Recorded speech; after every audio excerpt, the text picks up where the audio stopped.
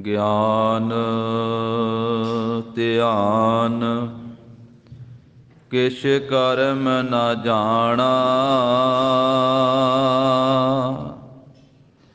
ਸਾਰ ਨ ਜਾਣਾ ਤੇਰੀ। ਸਭ ਤੇ ਵੱਡਾ ਸਤਿਗੁਰ ਨਾਨਕ, ਜਿਨ ਕਲ ਰਾਖੀ ਮੇਰੀ। ਮੈਂ ਮੂਰਖ ਕੀ ਕੇਤਕ ਬਾਤ ਹੈ, ਕੋਟ ਪਰਾਧੀ ਤਰਿਆ ਰੇ।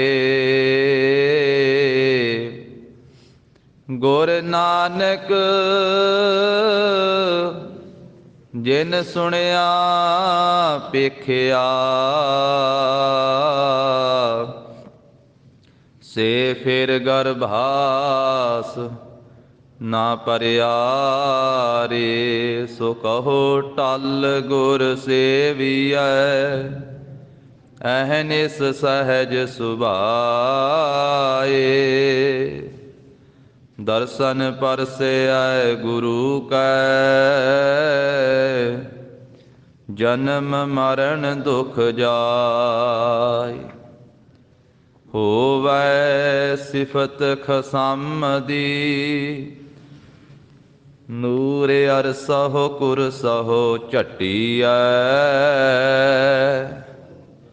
ਤੁਧ ਡਿਠੇ ਸੱਚੇ ਪਾਤਿਸਾਹ,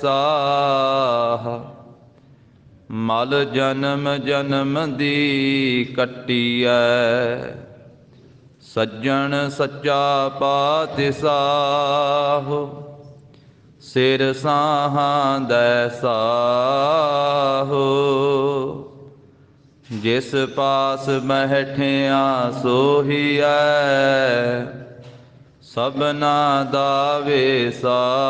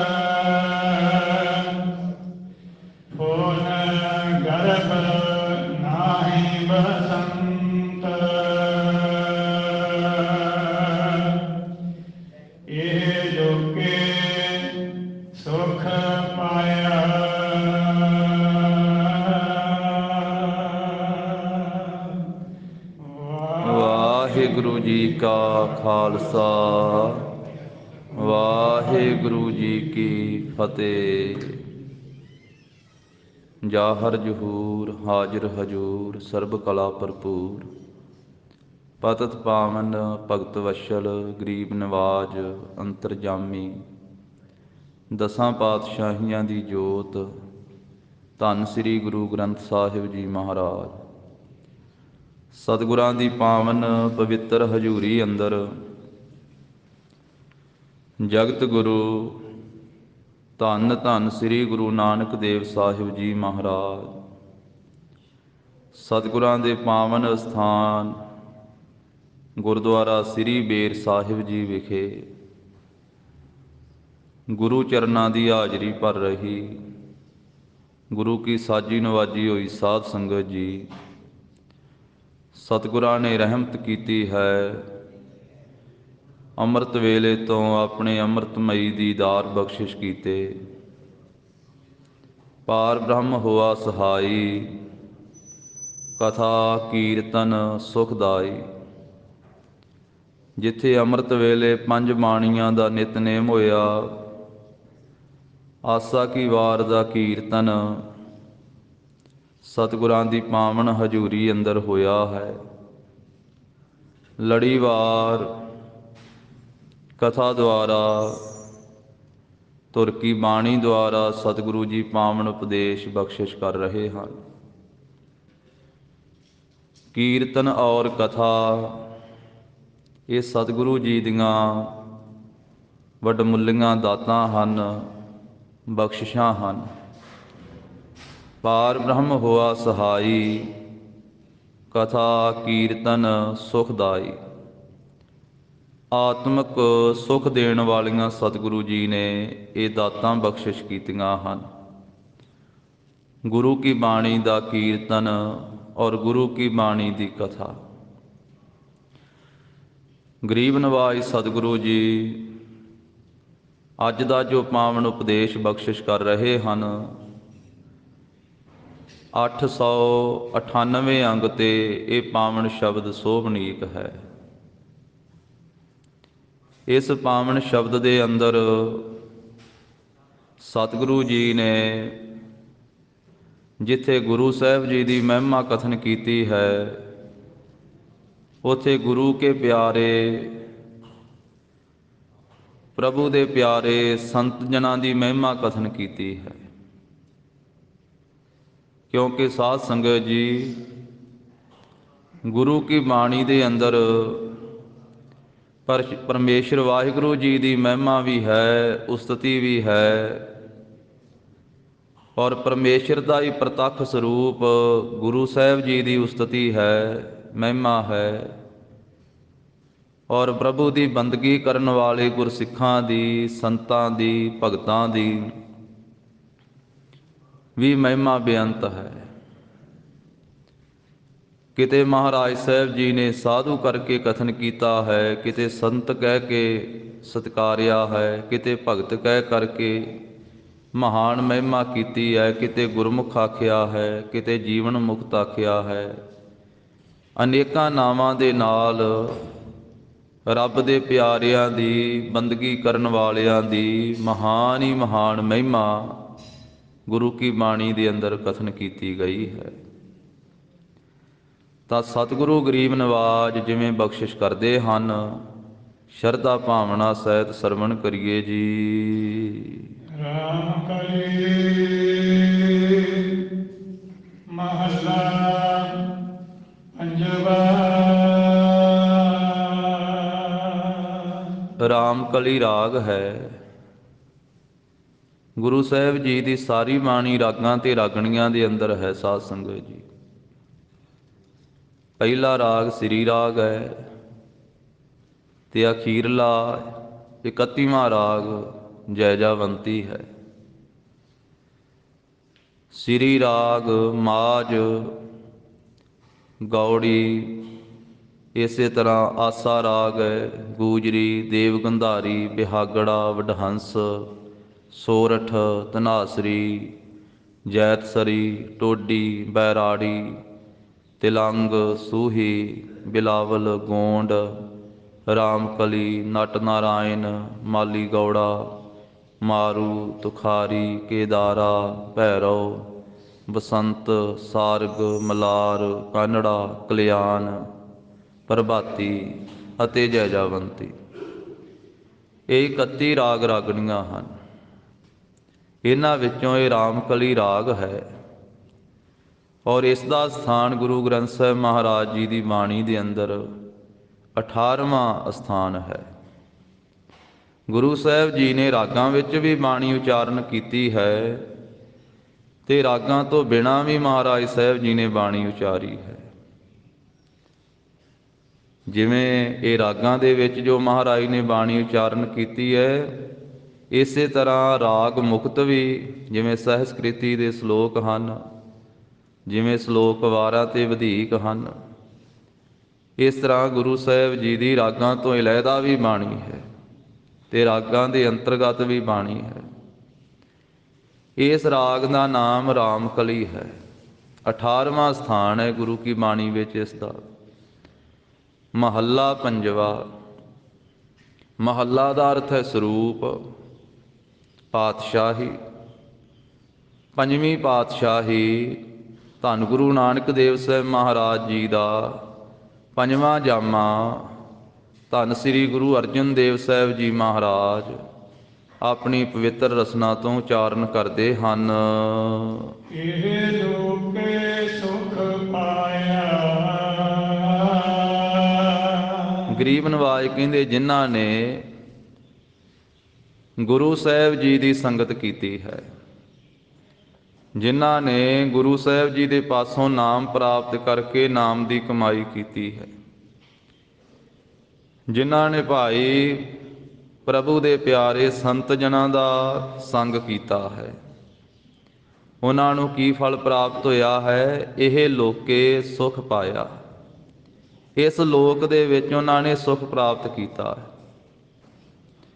ਹਰੇਕ ਜੀਵ ਦੀ ਇਹ ਇੱਛਾ ਹੈ, ਇਹ ਭਾਵਨਾ ਹੈ ਕਿ ਮੈਂ ਸੁਖੀ ਹੋਵਾਂ। ਸੁਖ ਹਰ ਕੋਈ ਚਾਹੁੰਦਾ ਹੈ। ਸੁਖ ਦੀ ਪ੍ਰਾਪਤੀ ਦੇ ਯਤਨ ਮਨੁੱਖ ਕਰਦਾ ਹੈ। ਕਈ ਵਾਰੀ ਦੇਸ਼ ਛੱਡ ਕੇ ਪ੍ਰਦੇਸ਼ ਵਿੱਚ ਵੀ ਜਾਂਦਾ ਹੈ ਸੁਖੀ ਹੋਣ ਵਾਸਤੇ। ਥਾਂ ਥਾਂ ਦਾ ਭਰਮਣ ਕਰਦਾ ਹੈ ਕਿ ਮੈਂ ਸੁਖੀ ਹੋ ਜਾਵਾਂ। ਪਰ ਸਤਿਗੁਰੂ ਜੀ ਨੇ ਗੁਰਬਾਣੀ ਅੰਦਰ ਫਰਮਾਇਆ ਹੈ ਕਿ ਸੁਖ ਪ੍ਰਾਪਤ ਕਰਨ ਵਾਸਤੇ ਮਨੁੱਖ ਪਦਾਰਥ ਦੀ ਦੌੜ ਦੇ ਵਿੱਚ ਹੈ, ਪਰ ਇਹ ਭੁੱਲ ਗਿਆ ਹੈ ਵੀ ਹਾਂ ਲੋੜਾਂ ਦੀ ਪੂਰਤੀ ਵਾਸਤੇ ਪਦਾਰਥ ਚਾਹੀਦਾ ਹੈ, ਪਰ ਸੁਖ ਪਦਾਰਥ ਵਿੱਚੋਂ ਨਹੀਂ ਮਿਲਣਾ ਹੈ। ਸੁਖ ਤੇ ਪ੍ਰਮਾਤਮਾ ਨੇ ਦੇਣਾ ਹੈ। ਸੁਖ ਤਾਂ ਪ੍ਰਭੂ ਦੇ ਨਾਮ ਦੇ ਵਿੱਚ ਹੈ। ਤਾਂ ਹੀ ਸਤਿਗੁਰਾਂ ਨੇ ਫਰਮਾਇਆ ਸੁਖ ਨਾਹੀ ਬਹੁਤੈ ਧਨ ਖਾਟੇ, ਵੀ ਬਹੁਤੇ ਧਨ ਨੂੰ ਕਮਾ ਲੈਣਾ, ਧਨ ਦੀ ਖੱਟੀ ਕਮਾਈ ਕਰ ਲੈਣੀ, ਇਹਦੇ ਨਾਲ ਵੀ ਮਨੁੱਖ ਸੁਖੀ ਨਹੀਂ ਹੋ ਸਕਦਾ ਹੈ। ਜੇ ਇਕੱਲਾ ਧਨ ਪ੍ਰਾਪਤ ਕਰਨ ਦੇ ਨਾਲ ਸੁਖ ਪ੍ਰਾਪਤ ਹੁੰਦਾ ਤੇ ਫਿਰ ਰਾਜੇ ਸੁਖੀ ਹੁੰਦੇ, ਤੇ ਰਾਜੇ ਤੇ ਕਲਪਦੇ ਫਿਰਦੇ, ਰਾਜੇ ਤੇ ਦੁਖੀ ਆ।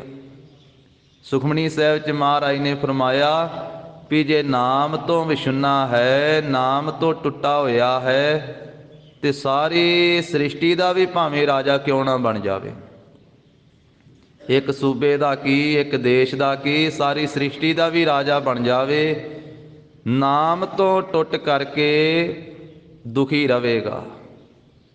ਕਿਉਂਕਿ ਸੁਖ ਨਾਮ ਵਿੱਚ ਹੈ, ਸੁਖ ਪਦਾਰਥ ਵਿੱਚ ਨਹੀਂ ਹੈ। ਜਿੰਨੇ ਪਦਾਰਥ ਹੋਰ ਪ੍ਰਾਪਤ ਹੋ ਗਏ, ਓਨੀ ਤ੍ਰਿਸ਼ਨਾ ਹੋਰ ਵੱਡੀ ਹੋ ਗਈ। ਜਾਣੋ ਕਿ ਤ੍ਰਿਸ਼ਨਾ ਇੱਕ ਐਸੀ ਅੱਗ ਹੈ, ਜਿਵੇਂ ਅੱਗ ਦੇ ਵਿੱਚ ਜਿੰਨਾ ਬਾਲਣ ਪਵੇ ਓਨੇ ਭਾਂਬੜ ਜ਼ਿਆਦੇ ਮੱਚਦੇ ਆ। ਜਿੰਨਾ ਪਦਾਰਥ ਬਹੁਤਾ ਪ੍ਰਾਪਤ ਹੋਵੇ, ਤ੍ਰਿਸ਼ਨਾ ਓਨੀ ਵੱਡੀ ਹੁੰਦੀ ਜਾਂਦੀ ਆ। ਤ੍ਰਿਸ਼ਨਾ ਦੀ ਅੱਗ ਦੀ ਲਾਟ ਓਨੀ ਵੱਡੀ ਹੁੰਦੀ ਜਾਂਦੀ ਹੈ। ਇਸ ਕਰਕੇ ਮਹਾਰਾਜ ਸਾਹਿਬ ਜੀ ਨੇ ਫਰਮਾਇਆ ਸਗਲ ਸ੍ਰਿਸ਼ਟ ਕੋ ਰਾਜਾ ਦੁਖੀਆ। ਇੱਕ ਦੇਸ਼ ਦਾ ਨਹੀਂ ਆਖਿਆ, ਸਾਰੀ ਸ੍ਰਿਸ਼ਟੀ ਦਾ ਰਾਜਾ ਆਖਿਆ। ਸਾਰੀ ਸ੍ਰਿਸ਼ਟੀ ਦਾ ਵੀ ਕੋਈ ਰਾਜਾ ਬਣ ਜਾਵੇ ਤੇ ਦੁਖੀ ਰਹਿੰਦਾ ਹੈ ਜੇ ਨਾਮ ਨਹੀਂ ਹਿਰਦੇ 'ਚ ਵਸਿਆ, ਜੇ ਨਾਮ ਨਹੀਂ ਰਸਨਾ ਦੇ ਉੱਤੇ ਦੁਖੀ ਰਹਿੰਦਾ ਹੈ। ਮਹਾਰਾਜ ਉਹ ਸੁਖੀ ਹੋ ਸਕਦਾ ਹੈ। ਤੇ ਗੁਰੂ ਸਾਹਿਬ ਜੀ ਨੇ ਹਰੇਕ ਮਸਲੇ ਦਾ ਹੱਲ ਦੱਸਿਆ ਗੁਰਬਾਣੀ ਦੇ ਅੰਦਰ, ਹਰੇਕ ਸਵਾਲ ਦਾ ਜਵਾਬ ਦਿੱਤਾ ਧੁਰ ਕੀ ਬਾਣੀ ਦੇ ਅੰਦਰ। ਸਤਿਗੁਰੂ ਕਹਿੰਦੇ ਸਾਰੀ ਸ੍ਰਿਸ਼ਟੀ ਦਾ ਰਾਜਾ ਬਣ ਕੇ ਵੀ ਜੇ ਨਾਮ ਨਹੀਂ ਚੇਤੇ ਤਾਂ ਦੁਖੀ ਰਹੇਗਾ, ਪਰ ਜੇ ਉਹੀ ਨਾਮ ਜਪਣ ਲੱਗ ਪਵੇ ਤੇ ਸੁਖੀ ਹੋ ਜਾਵੇਗਾ। ਸਗਲ ਸ੍ਰਿਸ਼ਟ ਕੋ ਰਾਜਾ ਦੁਖੀਆ, ਹਰਿ ਕਾ ਨਾਮ ਜਪਤ ਹੋਏ ਸੁਖੀਆ। ਜੇ ਹਰੀ ਦਾ ਨਾਮ ਜਪੇਗਾ ਤੇ ਉਹ ਦੁਖੀ ਜਿਹੜਾ ਇਨਸਾਨ ਹੈ ਉਹ ਸੁਖੀ ਹੋ ਜਾਵੇਗਾ। ਇਸ ਕਰਕੇ ਸੁਖ ਨਾਮ ਵਿੱਚ ਹੈ। ਸਤਿਗੁਰੂ ਕਹਿੰਦੇ ਸੁਖ ਪਦਾਰਥ ਵਿੱਚ ਨਹੀਂ ਹੈ। ਪਦਾਰਥ ਚਾਹੀਦਾ ਹੈ, ਪਰ ਕੱਲੀ ਦੌੜ ਪਦਾਰਥ ਵੱਲੇ ਹੀ ਲੱਗੀ ਰਵੇ, ਨਾਮ ਭੁੱਲ ਹੀ ਜਾਵੇ, ਫਿਰ ਉਸ ਪਦਾਰਥ ਵਿੱਚੋਂ ਦੁੱਖ ਹੀ ਨਿਕਲਣਗੇ, ਸੁੱਖ ਨਹੀਂ ਪ੍ਰਾਪਤ ਹੋਵੇਗਾ। ਸੁਖ ਨਾਹੀ ਬਹੁਤੈ ਧਨ ਖਾਟੇ, ਸੁਖ ਨਾਹੀ ਪੇਖੇ ਨਿਰਤ ਨਾਟੇ। ਮਨੁੱਖ ਦਾ ਸੁਭਾਅ ਇਹਨੇ ਆਖਿਆ ਵੀ ਸ਼ਾਇਦ ਮੇਰੇ ਫਿਕਰ, ਮੇਰੀਆਂ ਚਿੰਤਾਵਾਂ, ਮੇਰਾ ਗਮ ਨਾਚ ਵੇਖ ਕੇ ਦੂਰ ਹੋ ਜਾਵੇਗਾ ਜਾਂ ਨਾਟਕ ਵੇਖ ਕੇ ਦੂਰ ਹੋ ਜਾਵੇਗਾ, ਮੈਂ ਸੁਖੀ ਹੋ ਜਾਵਾਂਗਾ। ਤੇ ਕੁਝ ਸਮੇਂ ਵਾਸਤੇ ਇਹਨੇ ਨਾਚ ਵੇਖਿਆ, ਗਾਣੇ ਸੁਣੇ, ਨਾਟਕ ਵੇਖਿਆ ਤੇ ਆਪਣੇ ਆਪ ਨੂੰ ਸੁਖੀ ਮੰਨਿਆ। ਆਪਣੇ ਮਨ ਦੇ ਵਿੱਚ ਥੋੜ੍ਹੀ ਜਿਹੀ ਤਸੱਲੀ ਜੀ ਆਪੇ ਹੀ ਦੇ ਲਈ ਇਹਨੇ ਵੀ ਇਸ ਤਰ੍ਹਾਂ ਸੁੱਖ ਪ੍ਰਾਪਤ ਹੋ ਜਾਵੇਗਾ। ਪਰ ਧੰਨ ਗੁਰੂ ਅਰਜਨ ਸਾਹਿਬ ਮਹਾਰਾਜ ਨੇ ਆਖਿਆ, ਸੁਖ ਨਾਹੀ ਪੇਖੇ ਨਿਰਤ ਨਾਟੇ। ਨਹੀਂ, ਇਹ ਨਾਚ ਮੁਜਰੇ, ਇਹ ਨਾਟਕ ਆਦਿਕ ਤੈਨੂੰ ਇਹ ਵੀ ਸੁਖੀ ਨਹੀਂ ਕਰ ਸਕਦੇ। ਸੁਖ ਨਾਹੀ ਬਹੁ ਦੇਸ ਕਮਾਏ। ਇਹਨੇ ਆਖਿਆ ਇਸ ਦੇਸ਼ ਦੇ ਵਿੱਚ ਮੈਂ ਦੁਖੀ ਹਾਂ, ਇਸ ਦੇਸ਼ ਨੂੰ ਛੱਡ ਕੇ ਦੂਜੇ ਦੇਸ਼ ਵਿੱਚ ਚਲੇ ਜਾਵਾਂ, ਉੱਥੇ ਮੈਂ ਜਾ ਕੇ ਸੁਖੀ ਹੋ ਜਾਵਾਂਗਾ। ਪਰ ਸਤਿਗੁਰੂ ਕਹਿੰਦੇ ਬਹੁਤਾਂ ਦੇਸ਼ਾਂ ਦੇ ਵਿੱਚ ਧਨ ਦੀ ਕਮਾਈ ਕਰਨ ਦੇ ਨਾਲ ਉੱਥੇ ਵੀ ਤੂੰ ਸੁਖੀ ਨਹੀਂ ਹੋ ਸਕਦਾ, ਕਿਉਂਕਿ ਸੁਖੀ ਤੈਨੂੰ ਨਾਮ ਨੇ ਕਰਨਾ ਹੈ। ਸੁਖੀ ਧਰਮ ਵਿੱਚ ਰਹਿ ਕੇ ਹੋ ਸਕਦਾ ਹੈ। ਸੁਖ ਨਾਹੀ ਬਹੁ ਦੇਸ ਕਮਾਏ। ਤੇ ਅਗਲੀ ਪੰਕਤੀ 'ਚ ਆਖਿਆ, ਸਰਬ ਸੁਖਾ ਹਰ ਹਰ ਗੁਣ ਗਾਏ। ਸਾਰੇ ਸੁੱਖ ਮਿਲਣਗੇ ਤੈਨੂੰ, ਪਰ ਜੇ ਤੂੰ ਪਰਮਾਤਮਾ ਦੇ ਗੁਣ ਗਾਵੇਂਗਾ ਫਿਰ ਤੈਨੂੰ ਲੱਖਾਂ ਪਾਤਸ਼ਾਹੀਆਂ ਦੀਆਂ ਖੁਸ਼ੀਆਂ ਪ੍ਰਾਪਤ ਹੋ ਸਕਦੀਆਂ। ਇੱਕ ਪੰਕਤੀ ਆਪਾਂ ਪੜ੍ਹਦੇ ਹਾਂ, ਇਹ ਸ਼ਬਦ ਆਮ ਕਰਕੇ ਹੀ ਖੁਸ਼ੀ ਦੇ ਮੌਕੇ ਦੇ ਉੱਤੇ, ਵਿਆਹਾਂ ਦੇ ਮੌਕੇ ਉੱਤੇ ਗੁਰੂ ਘਰ ਦੇ ਕੀਰਤਨੀਆਂ ਨੂੰ ਕਹਿ ਕਰਕੇ ਸ਼ਬਦ ਗਾਇਨ ਕਰਵਾਇਆ ਜਾਂਦਾ ਹੈ। ਲੱਖ ਖੁਸ਼ੀਆਂ ਪਾਤਸ਼ਾਹੀਆਂ ਜੇ ਸਤਿਗੁਰ ਨਦਰ ਕਰੇ। ਪਰ ਇਸ ਪੰਕਤੀ ਦੇ ਵਿੱਚ ਜੇ ਲੱਗਾ ਹੋਇਆ ਹੈ। ਅੱਧੀ ਪੰਕਤੀ ਇੱਕ ਪਾਸੇ ਹੈ, ਅੱਧੀ ਪੰਕਤੀ ਇੱਕ ਪਾਸੇ ਹੈ, ਤੇ ਵਿਚਾਲੇ ਜੇ ਹੈ। ਜੇ ਜਦੋਂ ਜੇ ਲੱਗ ਜਾਵੇ ਨਾ, ਉਸ ਵੇਲੇ ਸਾਰੀ ਗੱਲ ਬਦਲ ਜਾਂਦੀ ਹੈ। ਜੇ ਵੀ ਲੱਖਾਂ ਪਾਤਸ਼ਾਹੀਆਂ ਦੀਆਂ ਖੁਸ਼ੀਆਂ ਹੈ ਇਨਸਾਨ ਤੈਨੂੰ ਮਿਲ ਸਕਦੀਆਂ ਵਾ, ਪਰ ਜੇ ਸਤਿਗੁਰ ਨਦਰ ਕਰੇ, ਜੇ ਸਤਿਗੁਰੂ ਜੀ ਦੀ ਨਦਰ ਤੇਰੇ ਤੇ ਹੋ ਜਾਵੇ, ਜੇ ਸਤਿਗੁਰੂ ਜੀ ਨਦਰ ਕਰਨ ਤੇ ਤਾਂ ਲੱਖਾਂ ਪਾਤਸ਼ਾਹੀਆਂ ਦੀਆਂ ਲੱਖਾਂ ਖੁਸ਼ੀਆਂ ਤੈਨੂੰ ਮਿਲ ਸਕਦੀਆਂ। ਪਰ ਇਦੋਂ ਵੀ ਕੋਈ ਫਰਜ਼ ਮਹਾਰਾਜ ਨੇ ਦਿੱਤਾ ਨਾ, ਇਨਸਾਨ ਨੂੰ ਵੀ ਦਿੱਤਾ ਕੁਝ, ਵੀ ਉਹ ਨਦਰ ਪ੍ਰਾਪਤ ਕਰਨ ਵਾਸਤੇ ਤੈਨੂੰ ਵੀ ਕੁਝ ਕਰਨਾ ਪੈਣਾ। ਸਤਿਗੁਰੂ ਜੀ ਤੇਰੇ ਬੰਧਨ ਕੱਟਣਗੇ, ਪਰ ਤੈਨੂੰ ਵੀ ਕੁਝ ਕਰਨਾ ਪੈਣਾ ਹੈ। ਸਤਿਗੁਰੂ ਜੀ ਤੈਨੂੰ ਲੱਖਾਂ ਪਾਤਸ਼ਾਹੀਆਂ ਦੀਆਂ ਖੁਸ਼ੀਆਂ ਦੇਣਗੇ, ਪਰ ਹੇ ਬੰਦਿਆ ਤੈਨੂੰ ਵੀ ਕੁਝ ਕਰਨਾ ਪੈਣਾ ਹੈ। ਸਤਿਗੁਰ ਸਿੱਖ ਕੇ ਬੰਧਨ ਕਾਟੈ। ਸਤਿਗੁਰੂ ਆਪਣੇ ਸਿੱਖ ਦੇ ਬੰਧਨ ਕੱਟਦੇ ਆ, ਪਰ ਸਿੱਖ ਨੂੰ ਵੀ ਕਹਿੰਦੇ ਆ, ਗੁਰ ਕਾ ਸਿੱਖ ਵਿਕਾਰ ਤੇ ਹਟੈ। ਵੀ ਗੁਰੂ ਕਾ ਸਿੱਖ ਵਿਕਾਰਾਂ ਵੱਲੋਂ ਹਟ ਜਾਵੇ, ਔਗਣਾ ਵੱਲੋਂ ਹਟੇ, ਪਾਪਾਂ ਵੱਲੋਂ ਹਟੇ। ਇਹ ਇੱਕ ਕਦਮ ਪੁੱਟੇਗਾ ਗੁਰੂ ਸਾਹਿਬ ਵੱਲੇ, ਤੇ ਸਤਿਗੁਰੂ ਵੀ ਇਹਦੇ ਵੱਲ ਕਰੋੜਾਂ ਕਦਮ ਪੁੱਟਣਗੇ। ਚਰਨ ਸਰਨ ਗੁਰ ਏਕ ਪੈਂਡਾ ਜਾਏ ਚੱਲ, ਸਤਿਗੁਰ ਕੋਟ ਪੈਂਡਾ ਆਗੇ ਹੋਏ ਲੇਤ ਹੈ। ਮਹਾਰਾਜ ਕਹਿੰਦੇ ਜਿਨ੍ਹਾਂ ਨੇ ਭਾਈ ਨਾਮ ਜਪਿਆ, ਜਿਨ੍ਹਾਂ ਨੇ ਸੰਤਾਂ ਦੀ ਸੰਗਤ ਕੀਤੀ, ਗੁਰਮੁਖਾਂ ਦੀ ਸੰਗਤ ਕੀਤੀ, ਇਹ ਲੋਕੇ ਸੁਖ ਪਾਇਆ। ਇਸ ਲੋਕ ਦੇ ਵਿੱਚ ਉਹਨਾਂ ਨੇ ਆਤਮਿਕ ਸੁਖ ਪ੍ਰਾਪਤ ਕੀਤਾ ਹੈ, ਉਹ ਸੁਖੀ ਹੋ ਗਏ ਹਨ। ਨਹੀਂ ਭੇਟਤ ਧਰਮ ਰਾਇਆ। ਤੇ ਉਹਨਾਂ ਨੂੰ ਧਰਮ ਰਾਜਾ ਦੇ ਨਾਲ ਵੀ ਭੇਟ ਨਹੀਂ ਕਰਨੀ ਪੈਂਦੀ ਹੈ। ਭੇਟਤ ਨਾਮ ਹੈ ਮਿਲਣ ਦਾ, ਭੇਟ ਕਰਨਾ, ਮਿਲਣਾ। ਸਤਿਗੁਰੂ ਕਹਿੰਦੇ ਵੀ ਜਿਨ੍ਹਾਂ ਨੇ ਨਾਮ ਜਪਿਆ, ਸੰਗਤ ਕੀਤੀ, ਨਹੀਂ ਭੇਟਤ ਧਰਮ ਰਾਇਆ, ਉਹਨਾਂ ਨੂੰ ਧਰਮ ਰਾਜਾ ਨਹੀਂ ਮਿਲਦਾ। ਫਿਰ ਭਾਵ ਧਰਮ ਰਾਜਾ ਦਾ ਦੁੱਖ ਨਹੀਂ ਉਹਨਾਂ ਨੂੰ ਝੱਲਣਾ ਪੈਂਦਾ, ਧਰਮ ਰਾਜਾ ਦੇ ਕੋਲੇ ਨਹੀਂ ਉਹਨਾਂ ਨੂੰ ਜਾਣਾ ਪੈਂਦਾ। ਪਰਲੋਕ ਦੇ ਵਿੱਚ ਉਹਨਾਂ ਨੂੰ ਧਰਮ ਰਾਜਾ ਦੀ ਕਚਹਿਰੀ ਵਿੱਚ ਪੇਸ਼ੀ ਨਹੀਂ ਭੁਗਤਣੀ ਪੈਂਦੀ। ਜਿਨ੍ਹਾਂ ਨੇ ਗੁਰੂ ਕੀ ਸੰਗਤ ਕਰਕੇ, ਗੁਰੂ ਕਾ ਉਪਦੇਸ਼ ਲੈ ਕੇ ਨਾਮ ਜਪਿਆ। ਕਿਉਂਕਿ ਸਤਿਗੁਰੂ ਜੀ ਅੰਮ੍ਰਿਤ ਬਾਣੀ ਦੇ ਅੰਦਰ ਲੋਕ ਦੀ ਗੱਲ ਵੀ ਕਰਦੇ ਆ ਤੇ ਪਰਲੋਕ ਦੀ ਗੱਲ ਵੀ ਕਰਦੇ ਆ। ਇਹ ਲੋਕ ਸੁਖੀਏ ਪਰਲੋਕ ਸੁਹੇਲੇ ਸਤਿਗੁਰੂ ਜੀ ਕਹਿੰਦੇ ਹਨ। ਹਲਤ ਸੁਖ ਪਲਤ ਸੁਖ ਨਿਤ ਸੁਖ ਸਿਮਰਨੋ ਨਾਮ ਗੋਬਿੰਦ ਕਾ ਸਦਾ ਲੀਜੈ। ਧਰਮ ਰਾਜਾ ਦਾ ਗੁਰਬਾਣੀ ਵਿੱਚ ਵਾਰ-ਵਾਰ ਜ਼ਿਕਰ ਆਉਂਦਾ ਹੈ। ਇਹ ਵੀ ਬਚਨ ਕਿਹਾ ਵੀ ਹੇ ਇਨਸਾਨ, ਜਿਸ ਵੇਲੇ ਧਰਮ ਰਾਜਾ ਨੇ ਤੈਥੋਂ ਲੇਖਾ ਮੰਗਿਆ ਉਦੋਂ ਕੀ ਮੂੰਹ ਲੈ ਕੇ ਜਾਵੇਂਗਾ। ਜੇ ਤੂੰ ਬੰਦਗੀ ਨਾ ਕੀਤੀ, ਸ਼ੁਭ ਕਰਮ ਨਾ ਕੀਤੇ, ਧਰਮ ਰਾਏ ਜਬ ਲੇਖਾ ਮੰਗੇ ਕਿਆ ਮੁਖ ਲੈ ਕੇ ਜਾਹੇਗਾ। ਕਿਹੜਾ ਮੁਖ ਲੈ ਕੇ ਜਾਵੇਂਗਾ ਉਸ ਵੇਲੇ। ਵਾਰਾਂ ਦੇ ਵਧੀਕ ਦੇ ਵਿੱਚ ਪੰਚਮ ਪਾਤਸ਼ਾਹ ਜੀ ਦੇ 2 ਸ਼ਲੋਕ ਇਕੱਠੇ ਆਉਂਦੇ ਹਨ। ਇੱਕ ਵਿੱਚ ਇਹ ਜ਼ਿਕਰ ਹੈ ਕਿ ਜਿਨ੍ਹਾਂ ਨੇ ਪਾਪ ਕੀਤੇ ਉਹਨਾਂ ਨੂੰ ਧਰਮ ਰਾਜਾ ਨੇ ਇਸ ਤਰ੍ਹਾਂ ਸਜ਼ਾਵਾਂ ਦਿੱਤੀਆਂ ਜਿਵੇਂ ਮਧਾਣੀ ਦਹੀਂ ਨੂੰ ਰਿੜਕ ਕੇ ਤੇ ਲੱਸੀ ਇੱਕ ਪਾਸੇ ਕਰ ਦਿੰਦੀ ਹੈ ਤੇ ਮੱਖਣ ਨੂੰ ਇੱਕ ਪਾਸੇ ਕਰ ਦਿੰਦੀ ਹੈ। ਤੇ ਜਿਨ੍ਹਾਂ ਨੇ ਨਾਮ ਜਪਿਆ ਉਹਨਾਂ ਨੂੰ ਧਰਮ ਰਾਜਾ ਦੇ ਕੋਲੇ ਜਾਣਾ ਹੀ ਨਹੀਂ ਪੈਂਦਾ। ਜੇ ਆਪਣੀ ਖੁਸ਼ੀ ਦੇ ਨਾਲ ਉਹ ਚਲੇ ਜਾਣ ਵੀ ਚਲੋ ਧਰਮ ਰਾਜਾ ਨੂੰ ਵੀ ਮਿਲਦੇ ਚੱਲਦੇ ਆ, ਤੇ ਧਰਮ ਰਾਜਾ ਵੀ ਆਪਣੇ ਆਸਣ ਤੋਂ ਉੱਠ ਕੇ ਹੱਥ ਜੋੜ ਕੇ ਉਹਨਾਂ ਨੂੰ ਸੀਸ ਝੁਕਾ ਕੇ ਮਿਲਦਾ ਹੈ।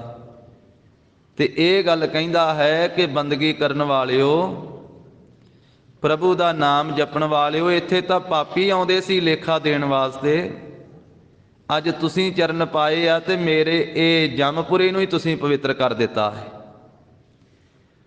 ਧਰਮ ਰਾਜਾ ਉਹਨਾਂ ਨੂੰ ਨਮਸਕਾਰਾਂ ਕਰਦਾ ਹੈ। ਜਿਹੜਾ ਧਰਮ ਰਾਜਾ ਪਾਪੀਆਂ ਨੂੰ ਰਿੜਕ ਦਿੰਦਾ ਹੈ ਮਧਾਣੀ ਦੀ ਤਰ੍ਹਾਂ, ਨਾਮ ਜਪਣ ਵਾਲਿਆਂ ਨੂੰ, ਬੰਦਗੀ ਕਰਨ ਵਾਲਿਆਂ ਨੂੰ ਧਰਮ ਰਾਜਾ ਉੱਠ ਕੇ ਹੱਥ ਜੋੜ ਕੇ ਸੀਸ ਝੁਕਾ ਕੇ ਮਿਲਦਾ ਹੈ। ਸਤਿਗੁਰੂ ਪੰਚਮ ਪਾਤਸ਼ਾਹ ਦੇ ਪਾਵਨ ਬਚਨ ਹਨ। ਪਾਪੀ ਕਰਮ ਕਮਾਵਦੇ ਕਰਦੇ ਹਾਏ ਹਾਏ, ਨਾਨਕ ਜਿਉ ਮਥਨ ਮਾਧਾਣੀਆਂ ਤਿਉ ਮਥੇ ਧਰਮ ਰਾਏ। ਤੇ ਨਾਲ ਇਹ ਬਚਨ ਹੈ, ਜਿਨ੍ਹਾਂ ਨੇ ਪ੍ਰਭੂ ਦਾ ਨਾਮ ਜਪਿਆ, ਨਾਮ ਧਿਆਏ ਨ ਸਾਜਨਾ ਜਨਮ ਪਦਾਰਥ ਜੀਤ। ਜਿਨ੍ਹਾਂ ਸੱਜਣਾ ਨੇ ਪ੍ਰਭੂ ਵਾਹਿਗੁਰੂ ਜੀ ਦਾ ਨਾਮ ਜਪਿਆ ਉਹਨਾਂ ਨੇ ਆਪਣੇ ਮਨੁੱਖਾ ਜਨਮ ਦੀ ਬਾਜੀ ਨੂੰ ਜਿੱਤ ਲਿਆ। ਨਾਨਕ ਧਰਮ ਐਸੇ ਚਵਹਿ ਕੀਤੋ ਭਵਨ ਪੁਨੀਤ। ਤੇ ਜੇ ਉਹ ਕਿਤੇ ਚਲੇ ਜਾਣ ਧਰਮ ਰਾਜਾ ਦੇ ਕੋਲੇ ਤੇ ਧਰਮ ਰਾਜਾ ਇਹ ਗੱਲ ਕਹਿੰਦਾ ਹੈ ਕਿ ਪ੍ਰਭੂ ਪਿਆਰਿਓ, ਤੁਸੀਂ ਤੇ ਮੇਰਾ ਭਵਨ ਹੀ ਪਵਿੱਤਰ ਕਰ ਦਿੱਤਾ ਹੈ, ਤੁਸੀਂ ਤੇ ਇਹ ਥਾਂ ਹੀ ਪਵਿੱਤਰ ਕਰ ਦਿੱਤੀ ਹੈ। ਪੰਚਮ ਪਾਤਸ਼ਾਹ ਕਹਿੰਦੇ ਭਾਈ, ਜਿਨ੍ਹਾਂ ਨੇ ਸਿਮਰਨ ਕੀਤਾ ਉਹਨਾਂ ਨੂੰ ਧਰਮ ਰਾਜਾ ਦੇ ਪਾਸ ਨਹੀਂ ਜਾਣਾ ਪੈਂਦਾ, ਧਰਮ ਰਾਜਾ ਨੂੰ ਨਹੀਂ ਮਿਲਣਾ ਪੈਂਦਾ, ਸਗੋਂ ਧਰਮ ਰਾਜਾ ਵੀ ਉਹਨਾਂ ਦਾ ਆਦਰ ਕਰਦਾ ਹੈ। ਹਰ ਦਰਗਹਿ ਸੁਭਾਵੰਤ। ਉਹ ਪ੍ਰਭੂ ਦੇ ਪਿਆਰੇ ਹਰੀ ਦੀ ਦਰਗਾਹ ਵਿੱਚ ਜਾਂਦੇ ਹਨ, ਕਿਉਂਕਿ ਉਹਨਾਂ ਨੇ ਸਿਮਰਨ ਕੀਤਾ, ਸਤ ਸੰਗਤ ਕੀਤੀ, ਤੇ ਉਹਨਾਂ ਨੇ ਆਪਣਾ ਲੋਕ ਵੀ ਸੁਖੀ ਕਰ ਲਿਆ ਤੇ ਪ੍ਰਲੋਕ ਵੀ ਸੁਹੇਲਾ ਕਰ ਲਿਆ। ਹਰ ਦਰਗਹਿ ਸੋਭਾਵੰਤ। ਉਹ ਹਰੀ ਦੀ ਦਰਗਾਹ ਦੇ ਵਿੱਚ ਸੋਭਾ ਵਾਲੇ ਹੁੰਦੇ ਆ।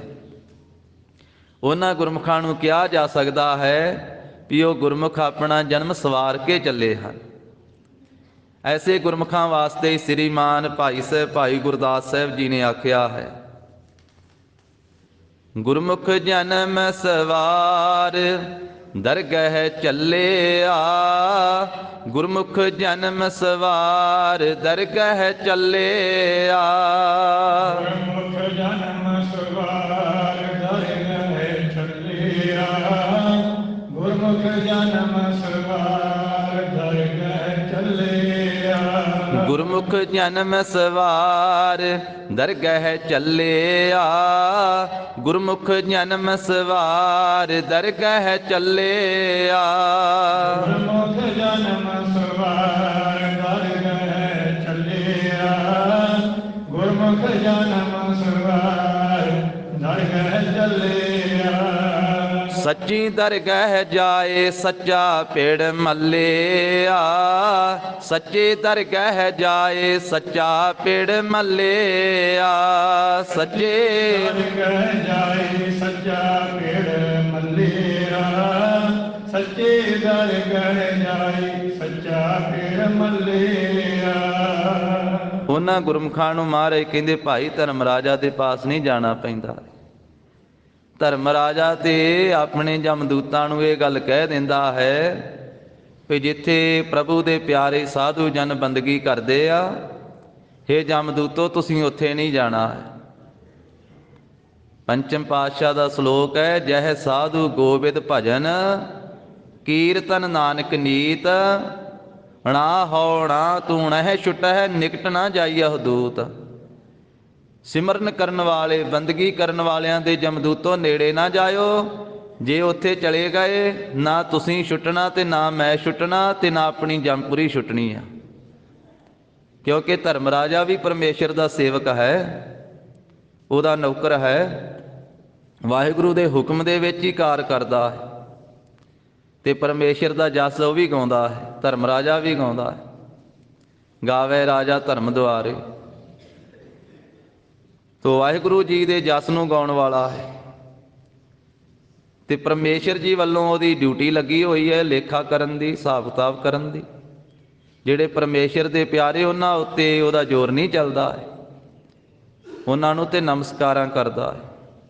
ਤਾਂ ਮਹਾਰਾਜ ਕਹਿੰਦੇ ਪ੍ਰਭੂ ਦੇ ਪਿਆਰੇ ਉਹ ਹਰੀ ਦੀ ਦਰਗਾਹ ਦੇ ਵਿੱਚ, ਪ੍ਰਭੂ ਦੀ ਦਰਗਾਹ ਵਿੱਚ ਜਾਂਦੇ ਆ ਤੇ ਉੱਥੇ ਉਹਨਾਂ ਦੀ ਸੋਭਾ ਹੁੰਦੀ ਆ। ਹਰ ਦਰਗਾਹ ਹੈ ਸੋਭਾਵੰਤ, ਉਹ ਸੋਭਾ ਵਾਲੇ ਆ ਜਿਨ੍ਹਾਂ ਨੇ ਸਿਮਰਨ ਕੀਤਾ। ਉਹ ਧਨਵੰਤ, ਕੁਲਵੰਤ, ਪਤਵੰਤ।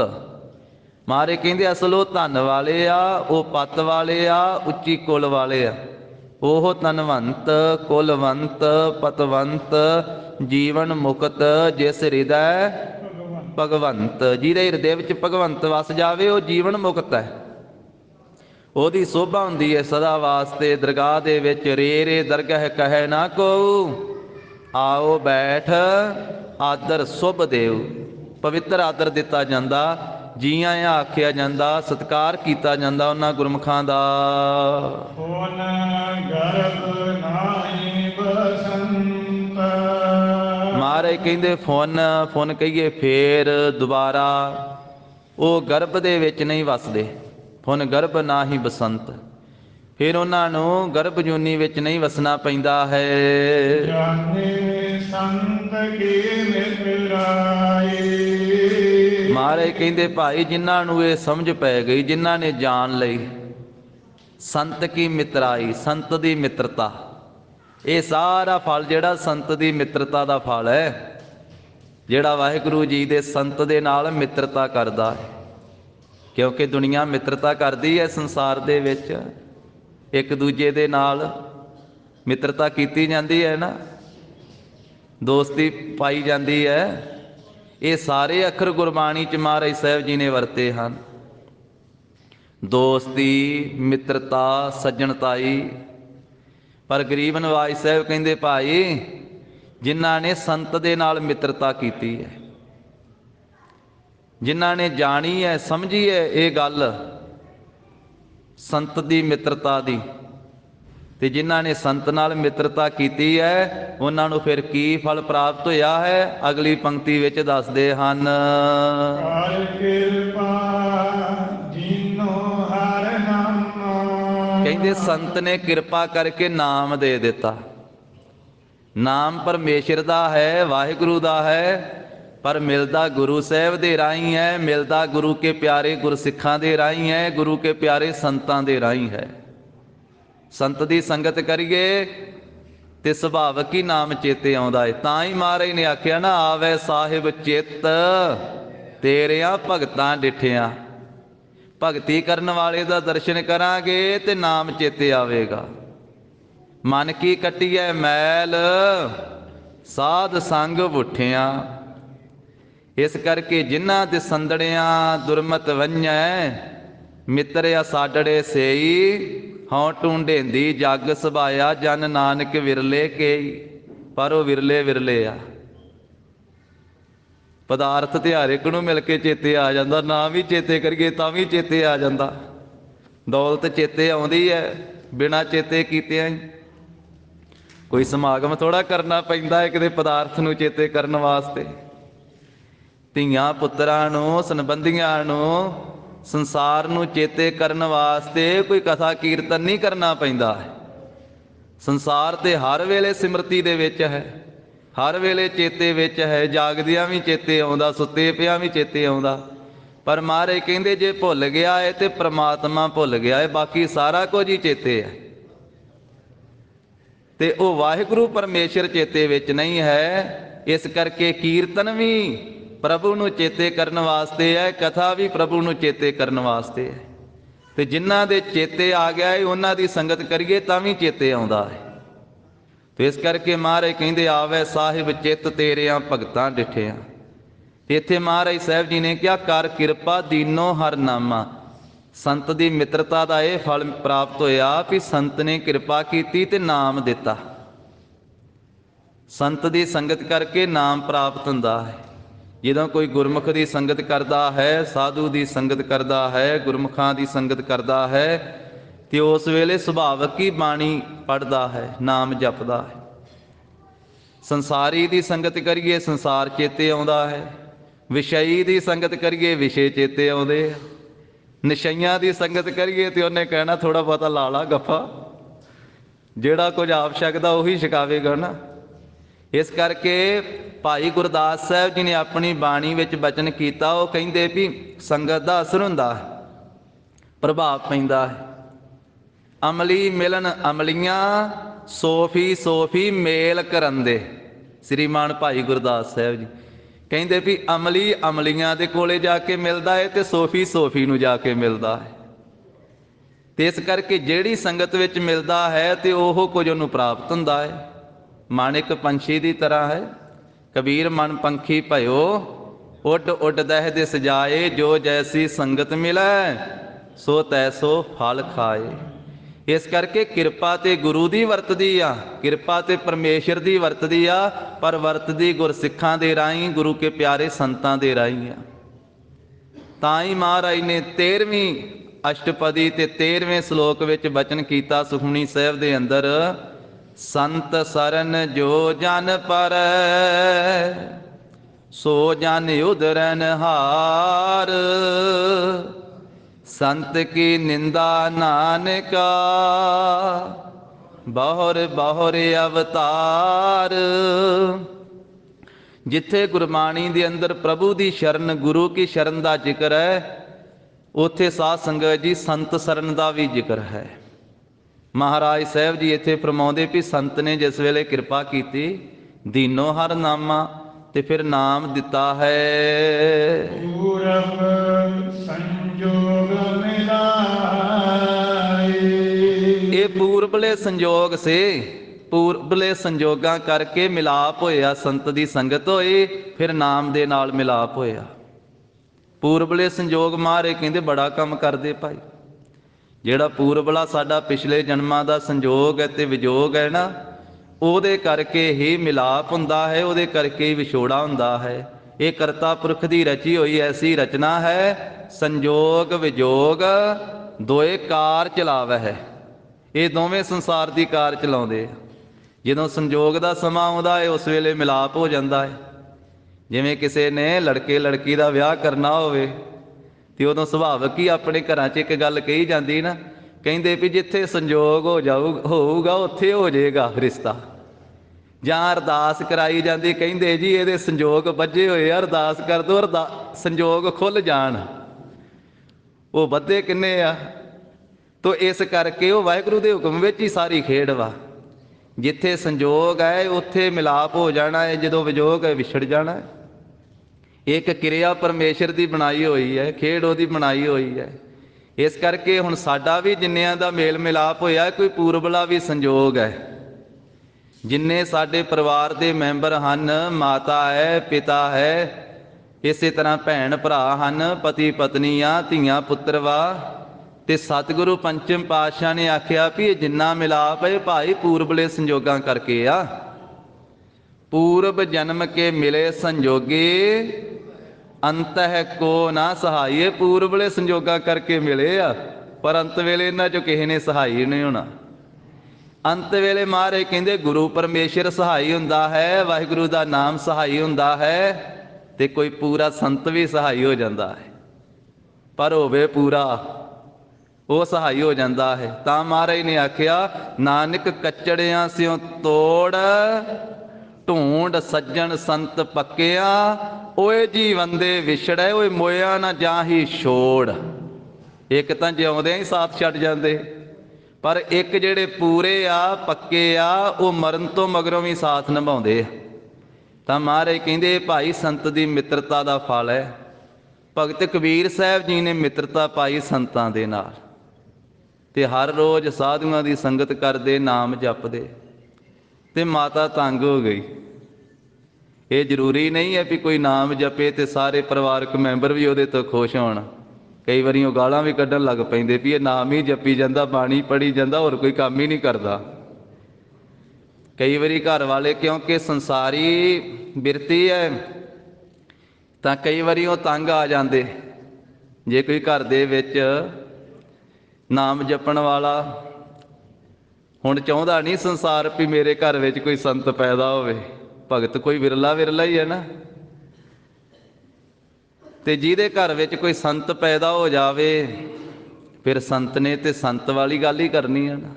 ਜਿਵੇਂ ਹਰਨਾਕਸ਼ ਦੇ ਘਰੇ ਪ੍ਰਹਿਲਾਦ ਪੈਦਾ ਕੀਤਾ ਪਰਮੇਸ਼ਰ ਨੇ, ਤੇ ਹਰਨਾਕਸ਼ ਪਿਤਾ ਆਪਣੇ ਪੁੱਤਰ ਪ੍ਰਹਿਲਾਦ ਤੋਂ ਹੀ ਤੰਗ ਆ ਗਿਆ। ਉਹ ਕਹਿੰਦਾ ਇਹ ਰਾਮ ਰਾਮ ਹੀ ਜਪੀ ਜਾਂਦਾ, ਮੇਰਾ ਨਾਮ ਨਹੀਂ ਜਪਦਾ, ਮਾਰਨ ਦਾ ਵੀ ਯਤਨ ਕੀਤਾ। ਭਗਤ ਕਬੀਰ ਸਾਹਿਬ ਜੀ ਦੀ ਮਾਤਾ ਵੀ ਤੰਗ ਆ ਗਈ ਸੀ। ਤੇ ਇਹ ਇਕੱਲੇ ਭਗਤ ਕਬੀਰ ਸਾਹਿਬ ਦੀ ਘਰ ਦੀ ਹਾਲਤ ਨਹੀਂ ਹੈ, ਇਹ ਹਰੇਕ ਪਰਿਵਾਰ ਦੇ ਘਰ ਦੀ ਹਾਲਤ ਹੈ। ਜੇ ਕੋਈ ਨਾਮ ਜਪਣ ਲੱਗ ਪਵੇ ਤੇ ਉਹਦੇ ਤੋਂ ਵੀ ਤੰਗ ਆ ਜਾਂਦੇ ਕਈ ਵਾਰੀ ਪਰਿਵਾਰਕ ਮੈਂਬਰ।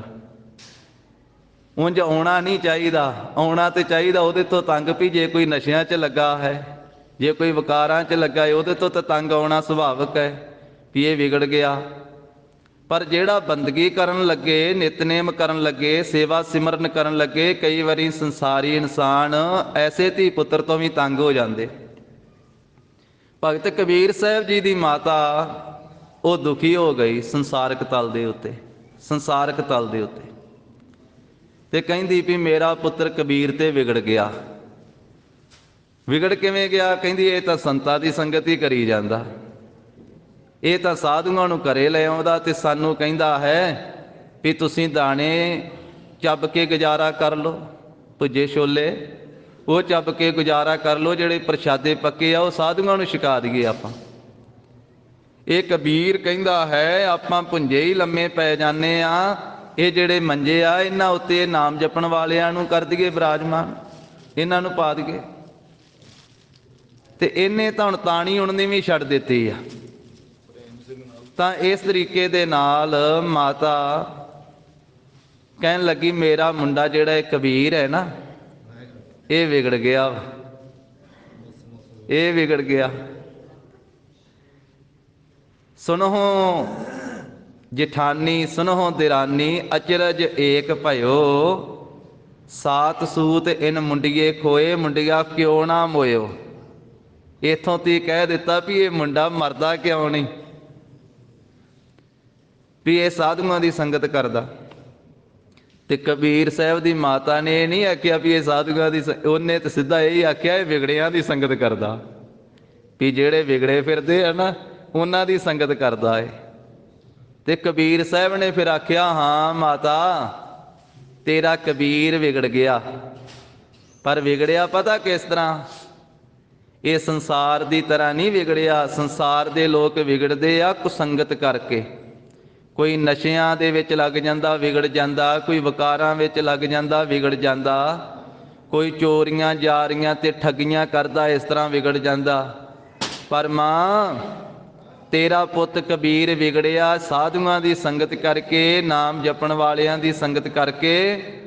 ਇਹ ਇਸ ਤਰ੍ਹਾਂ ਵਿਗੜਿਆ ਜਿਵੇਂ ਗੰਗਾ ਦੀ ਸੰਗਤ ਕਰਕੇ ਕੋਈ ਨਦੀ ਕੋਈ ਨਾਲਾ ਵਿਗੜ ਜਾਵੇ। ਹੁਣ ਉਹ ਨਦੀ ਤੇ ਨਾਲਾ ਉਹਦਾ ਪਹਿਲਾਂ ਹੋਰ ਕੋਈ ਨਾਮ ਸੀ, ਜਦੋਂ ਗੰਗਾ ਵਿੱਚ ਮਿਲ ਗਈ ਨਦੀ ਜਾ ਕੇ ਤੇ ਉਹ ਗੰਗਾ ਵਿੱਚ ਮਿਲ ਕਰਕੇ ਗੰਗਾ ਦਾ ਰੂਪ ਹੋ ਗਈ। ਗੰਗਾ ਦਾ ਅੱਜ ਵੀ ਸਤਿਕਾਰ ਕੀਤਾ ਜਾਂਦਾ ਹੈ, ਗੰਗਾ ਨੂੰ ਪਵਿੱਤਰ ਮੰਨਿਆ ਜਾਂਦਾ ਹੈ।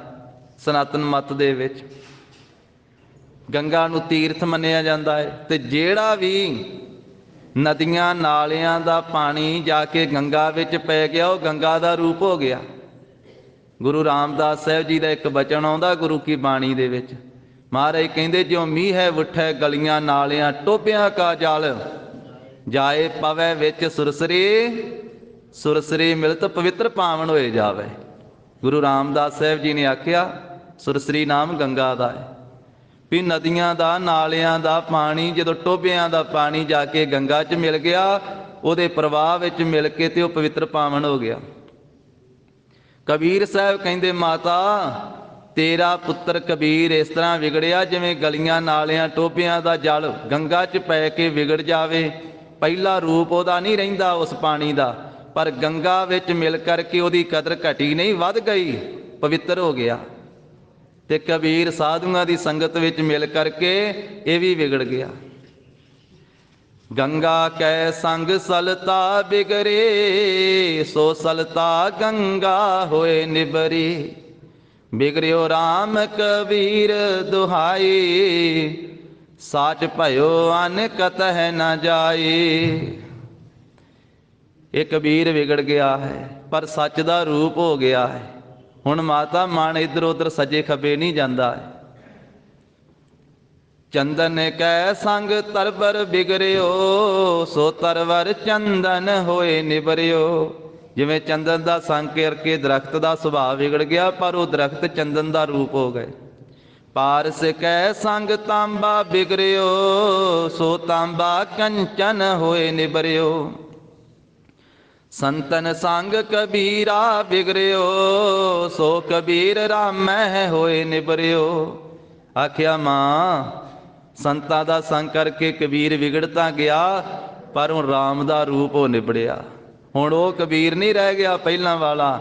ਸੰਤਨ ਸੰਗ ਕਬੀਰਾ ਬਿਗਰਿਓ, ਸੋ ਕਬੀਰ ਰਾਮੈ ਹੋਏ ਨਿਬਰਿਓ। ਭਗਤ ਜੀ ਕਹਿੰਦੇ ਭਾਈ ਇਹ ਸੰਤਾਂ ਦੀ ਸੰਗਤ ਦੀ ਮਹਿਮਾ ਹੈ। ਇਸ ਕਰਕੇ ਉਹਨਾਂ ਨੇ ਆਖਿਆ ਕਬੀਰ ਸੰਗਤ ਕਰੀਏ ਸਾਧ ਕੀ, ਦਿਨ ਦਿਨ ਦੂਨਾ ਹੇਤ, ਸਾਖਤ ਕਾਰੀ ਕਾਂਬਰੀ ਧੋਏ ਹੋਏ ਨਾ ਸੇਤ। ਸਾਖਤ ਦੀ ਸੰਗਤ ਤੋਂ ਬਚ ਕੇ ਰਹਿ ਤੇ ਗੁਰਮੁਖ ਦੀ ਸੰਤ ਦੀ ਸੰਗਤ ਕਰ, ਨਾਮ ਜਪਣ ਵਾਲੇ ਦੀ ਸੰਗਤ ਕਰ। ਤਾਂ ਕਹਿੰਦੇ ਹਨ ਕਰ ਕਿਰਪਾ ਦੀਨੋ ਹਰ ਨਾਮਾ, ਪੂਰਬ ਸੰਜੋਗ ਮਿਲਾਈ। ਜਿਸ ਵੇਲੇ ਸਾਧੂ ਦੀ ਸੰਤ ਦੀ ਸੰਗਤ ਹੋਈ, ਪ੍ਰਭੂ ਦੀ ਕਿਰਪਾ ਹੋਈ ਤੇ ਉਸ ਸੰਗਤ ਵਿੱਚੋਂ ਵਾਹਿਗੁਰੂ ਨੇ ਨਾਮ ਦਿੱਤਾ, ਇਹ ਪੂਰਬਲੇ ਸੰਜੋਗਾਂ ਕਰਕੇ ਮਿਲਾਪ ਹੋਇਆ ਹੈ। ਵਿਸਰਾਮ ਦੇ ਕੇ ਫਰਮਾਉਂਦੇ ਹਨ ਗੁਰੂ ਸਾਹਿਬ ਦੇ ਚਰਨਾਂ ਦੇ ਨਾਲ ਫਿਰ ਚਿੱਤ ਲੱਗ ਗਿਆ। ਜਦੋਂ ਸੰਤਾਂ ਦੀ ਸੰਗਤ ਹੋਈ, ਗੁਰਮੁਖਾਂ ਦੀ ਸੰਗਤ ਹੋਈ। ਬਾਬਾ ਬਿਧੀ ਚੰਦ ਸਾਹਿਬ ਜੀ ਨੇ ਜਦੋਂ ਆਲੀ ਕਲਾਂ ਪਿੰਡ ਦੇ ਵਿੱਚੋਂ ਮੱਝਾਂ ਚੋਰੀ ਕੀਤੀਆਂ ਤੇ ਫਿਰ ਦਰਿਆ ਟਪਾਇਆ, ਬਿਆਸ ਦਰਿਆ, ਤੇ ਪਿੱਛੋਂ ਪਿੰਡ ਵਾਲੇ ਡਾਂਗਾ ਸੋਟੇ ਲੈ ਕੇ ਮਗਰ ਲੱਗ ਗਏ ਵੀ ਸਾਡਾ ਚੋਰ ਜਾਂਦਾ ਹੈ। ਤੇ ਅਗਲੇ ਪਾਸੇ ਜਿੱਥੇ ਚੋਲਾ ਸਾਹਿਬ ਨਗਰ ਹੈ, ਉਹਦੇ ਬਾਰ-ਬਾਰ ਡੇਰਾ ਭਾਈ ਅਦਲੀ ਜੀ ਦਾ। ਤੇ ਭਾਈ ਅਦਲੀ ਜੀ ਦੇ ਅਸਥਾਨ ਤੇ ਪਹੁੰਚੇ ਤੇ ਡੂੰਘਾ ਛੱਪੜ ਸੀ, ਮੱਝਾਂ ਵਾੜ ਦਿੱਤੀਆਂ ਛੱਪੜ ਦੇ ਵਿੱਚ। ਤੇ ਆਪ ਚਲੇ ਗਏ ਭਾਈ ਅਦਲੀ ਜੀ ਦੇ ਪਾਸ, ਕਹਿਣ ਲੱਗੇ ਬਾਬਾ ਜੀ ਮੇਰੇ ਪਿੱਛੇ ਵਾਰ ਲੱਗੀ ਹੋਈ ਹੈ, ਪਿੰਡ ਦੇ ਲੋਕ ਡਾਂਗਾ ਸੋਟੇ ਲੈ ਕੇ ਲੱਗੇ ਆ, ਮੈਂ ਆ ਚੋਰ ਤੇ ਦਰਿਆਓਂ ਪਾਰੋਂ ਮੱਝਾਂ ਚੋਰੀ ਕਰਕੇ ਲਿਆਇਆ ਤੇ ਮੇਰੀ ਰੱਖਿਆ ਕਰੋ। ਕਹਿੰਦੇ ਭਾਈ ਆਓ ਥੰਮਲੇ ਲਾਗੇ ਬਹਿ ਜਾ। ਧਰਮਸ਼ਾਲਾ ਦੇ ਵਿੱਚ ਗੁਰੂ ਅਰਜਨ ਦੇਵ ਸਾਹਿਬ ਜੀ ਦੇ ਸਿੱਖ ਸੀ ਭਾਈ ਅਦਲੀ ਜੀ। ਕਹਿੰਦੇ ਆ ਮਾਲਾ ਲੈ ਲਾ ਤੇ ਉੱਥੇ ਬਹਿ ਕੇ ਜਪਣ ਲੱਗ ਜਾ, ਵਾਹਿਗੁਰੂ ਵਾਹਿਗੁਰੂ ਕਰੀ ਚੱਲ। ਜਪਣ ਲੱਗ ਪਏ, ਵਾਹਿਗੁਰੂ ਵਾਹਿਗੁਰੂ ਵਾਹਿਗੁਰੂ ਵਾਹਿਗੁਰੂ। ਇੰਨੇ ਚਿਰ ਨੂੰ ਪਿੰਡ ਵਾਲੇ ਪਿੱਛੇ ਚਲੇ ਗਏ, ਡਾਂਗਾ ਫੜੀਆਂ ਆਈਆਂ, ਮੱਝਾਂ ਇੱਥੇ ਆ, ਚੋਰ ਇੱਥੇ ਆਇਆ। ਭਾਈ ਅਦਲੀ ਜੀ ਨੂੰ ਪੁੱਛਣ ਲੱਗੇ ਜੀ ਸਾਡਾ ਚੋਰ ਇੱਥੇ ਆਇਆ ਤੁਹਾਡੇ ਕੋਲੇ, ਮੱਝਾਂ ਦਾ ਚੋਰ। ਕਹਿੰਦੇ ਆ ਸਾਹਮਣੇ ਬੈਠਾ ਇਹ ਤੇ ਨਹੀਂ? ਕਹਿੰਦੇ ਨਹੀਂ ਜੀ ਇਹ ਤੇ ਕੋਈ ਤੁਹਾਡਾ ਪ੍ਰੇਮੀ ਨਾਮ ਜਪਣ ਵਾਲਾ ਲੱਗਦਾ, ਇਹ ਤੇ ਮਾਲਾ ਫੇਰ ਰਿਹਾ, ਨਾਮ ਜਪ ਰਿਹਾ। ਤੇ ਕਹਿਣ ਲੱਗੇ ਤੁਸੀਂ ਚੋਰ ਤੋਂ ਕੀ ਲੈਣਾ, ਆਪਣੀਆਂ ਮੱਝਾਂ ਲਓ ਤੇ ਵਾਪਸ ਚਲੇ ਜਾਓ। ਐਸਾ ਵੀ ਲਿਖਿਆ ਹੈ ਕਿ ਉੱਥੇ ਭਾਈ ਅਦਲੀ ਜੀ ਦੀ ਕਰਾਮਾਤ ਦੇ ਨਾਲ ਪਹਿਲਾਂ ਮੱਝਾਂ ਦਾ ਹੁਲੀਆ ਵੀ ਬਦਲਿਆ ਵੇਖਿਆ ਉਹਨਾਂ ਨੇ। ਤੇ ਫਿਰ ਭਾਈ ਅਦਲੀ ਸਾਹਿਬ ਜੀ ਨੇ ਆਖਿਆ ਤੁਸੀਂ ਚੋਰ ਤੋਂ ਕੀ ਲੈਣਾ, ਤੁਸੀਂ ਮੱਝਾਂ ਤੁਹਾਨੂੰ ਮਿਲ ਗਈਆਂ, ਮੱਝਾਂ ਲਾਓ ਤੇ ਵਾਪਸ ਜਾਓ। ਮੱਝਾਂ ਲਈਆਂ ਤੇ ਵਾਪਸ ਆ ਗਏ। ਤੇ ਭਾਈ ਬਿਧੀ ਚੰਦ ਸਾਹਿਬ ਜੀ ਭਾਈ ਅਦਲੀ ਜੀ ਤੋਂ ਐਸੇ ਪ੍ਰਭਾਵਿਤ ਹੋਏ, ਨਮਸਕਾਰ ਕੀਤੀ, ਕਹਿਣ ਲੱਗੇ ਬਾਬਾ ਜੀ ਮੈਂ ਤੁਹਾਨੂੰ ਆਪਣਾ ਗੁਰੂ ਧਾਰਨ ਕਰਨਾ ਚਾਹੁੰਦਾ ਤੇ ਮੈਨੂੰ ਆਪਣਾ ਸਿੱਖ ਬਣਾ ਲਓ। ਉਹ ਸੀ ਪੂਰਾ ਗੁਰੂ ਕਾ ਸਿੱਖ, ਬ੍ਰਹਮ ਗਿਆਨੀ ਸਿੱਖ। ਜੇ ਤੇ ਹੁੰਦਾ ਕੋਈ ਕੱਚਾ ਪਿੱਲਾ, ਉਹਨੇ ਕਹਿਣਾ ਸੀ ਇੱਕ ਚੇਲਾ ਮਿਲ ਗਿਆ। ਉਹ ਪੂਰਾ ਗੁਰੂ ਕਾ ਸਿੱਖ। ਉਹਨੇ ਆਖਿਆ ਭਾਈ ਮੈਂ ਤੇ ਆਪ ਗੁਰੂ ਅਰਜਨ ਸਾਹਿਬ ਦਾ ਸਿੱਖ ਵਾਂ, ਚੱਲ ਜਿਨ੍ਹਾਂ ਦਾ ਮੈਂ ਸਿੱਖ ਵਾਂ ਤੈਨੂੰ ਵੀ ਉਹਨਾਂ ਦੀ ਚਰਨ ਸ਼ਰਨ ਵਿੱਚ ਲੈ ਜਾਂਦਾ। ਫਿਰ ਭਾਈ ਅਦਲੀ ਜੀ ਵਿੱਚ ਵਿਚੋਲੇ ਬਣੇ ਆ। ਜਿਵੇਂ ਮਹਾਰਾਜ ਨੇ ਆਖਿਆ ਨਾ ਵੀ ਹਰ ਦਰਗਹਿ ਕਾ ਬਸੀਠ, ਤੇ ਭਾਈ ਅਦਲੀ ਸਾਹਿਬ ਜੀ ਗੁਰੂ ਜੀ ਦੇ ਨਾਲ ਮਿਲਾਉਣ ਵਾਸਤੇ ਭਾਈ ਬਿਧੀ ਚੰਦ ਦੇ ਵਿੱਚ ਵਿਚੋਲੇ ਦਾ ਕੰਮ ਕੀਤਾ। ਗੁਰੂ ਅਰਜਨ ਸਾਹਿਬ ਜੀ ਦੀ ਚਰਨ ਸ਼ਰਨ ਵਿੱਚ ਜਾ ਕੇ ਮਿਲਿਆ ਤੇ ਉੱਥੇ ਫਿਰ ਸਾਰਾ ਕੁਝ ਸੱਚ ਬੋਲਿਆ। ਆਖਿਆ ਮਹਾਰਾਜ ਇਸ ਤਰ੍ਹਾਂ ਇਹਦਾ ਮਿਲਾਪ ਹੋਇਆ ਤੇ ਆਪ ਜੀ ਦੀ ਸਿੱਖੀ ਪ੍ਰਾਪਤ ਕਰਨਾ ਚਾਹੁੰਦਾ ਹੈ। ਧੰਨ ਗੁਰੂ ਅਰਜਨ ਸਾਹਿਬ ਮਹਾਰਾਜ ਨੇ ਆਖਿਆ ਭਾਈ ਬਿਧੀ ਚੰਦ ਅੱਜ ਤੋਂ ਬਾਅਦ ਚੋਰੀ ਨਹੀਂ ਕਰਨੀ।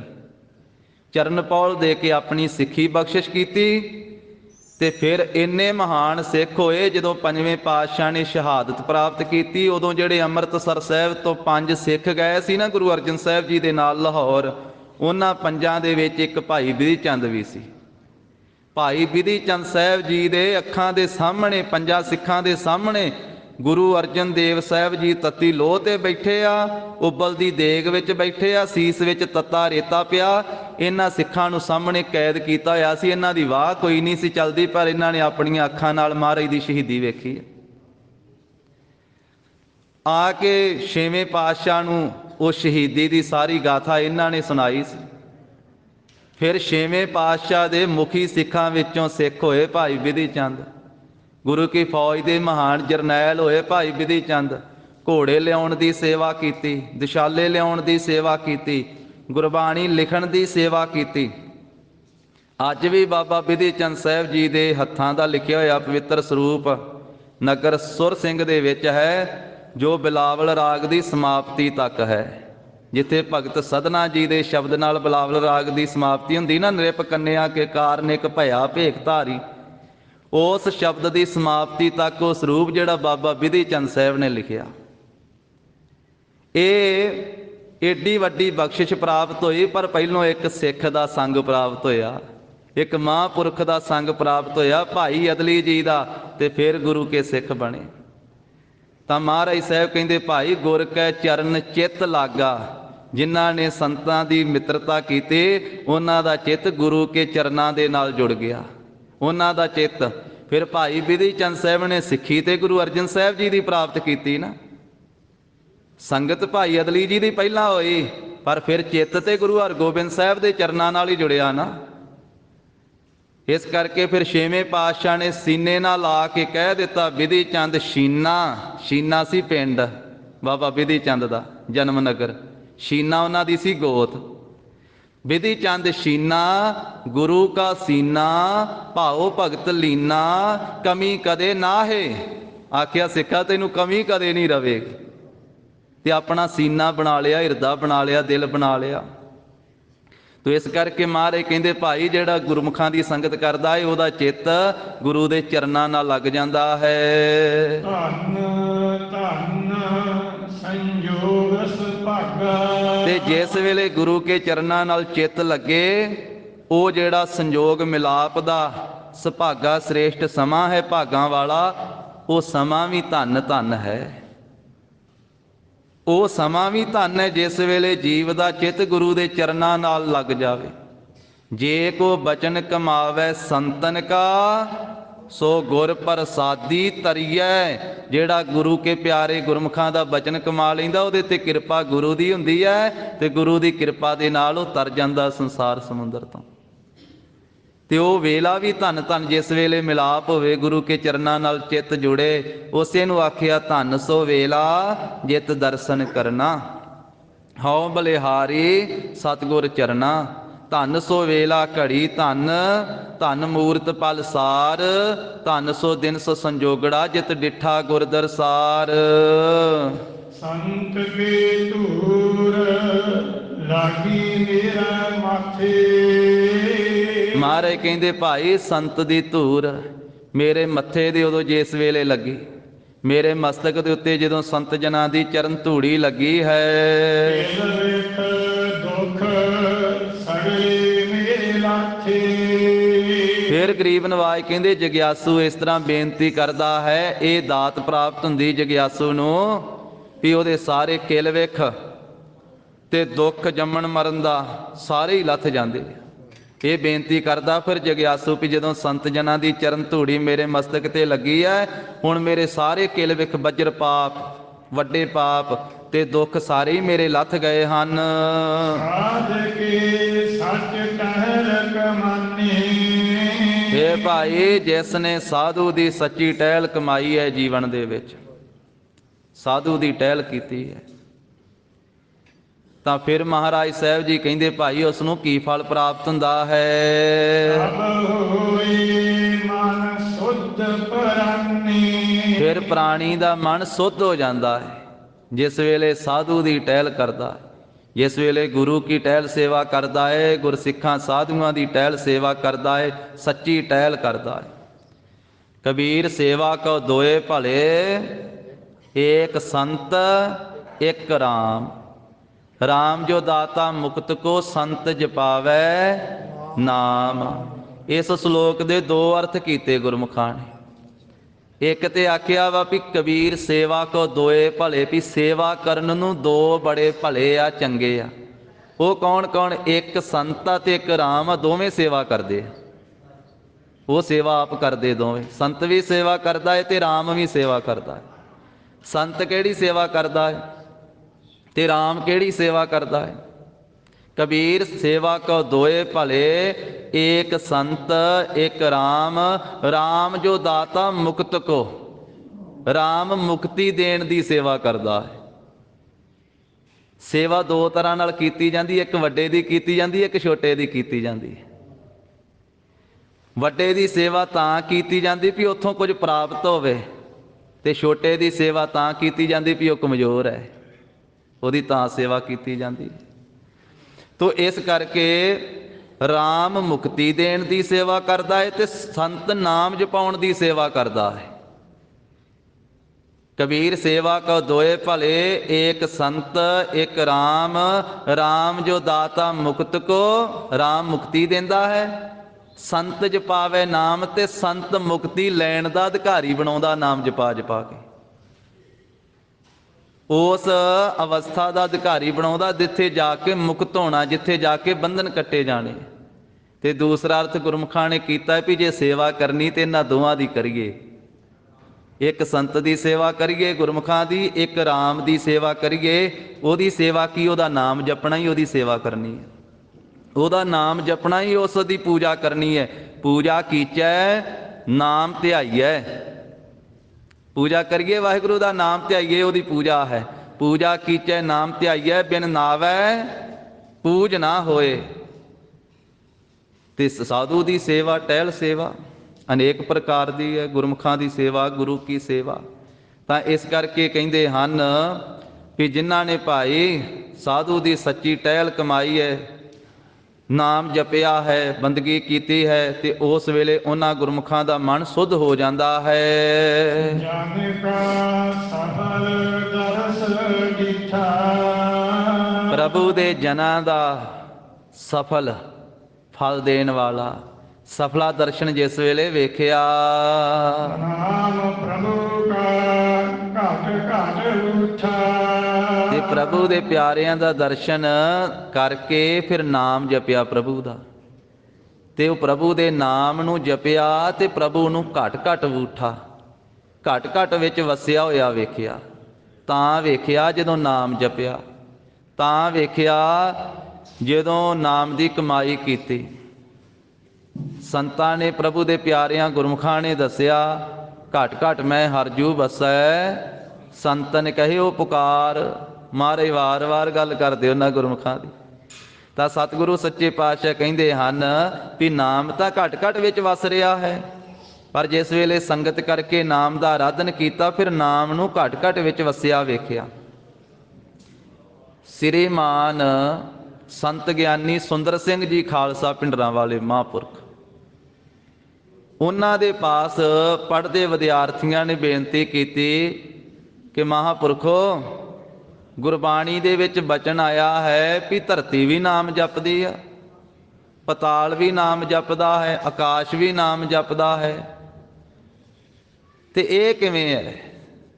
ਕਹਿਣ ਲੱਗੇ ਭਾਈ, ਗੁਰਬਾਣੀ ਦਾ ਇੱਕ ਇੱਕ ਅੱਖਰ ਸੱਚਾ ਹੈ, ਗੁਰਬਾਣੀ ਦੇ ਕਿਸੇ ਅੱਖਰ ਉੱਤੇ ਵੀ ਸ਼ੰਕਾ ਨਹੀਂ ਕਰਨੀ ਚਾਹੀਦੀ।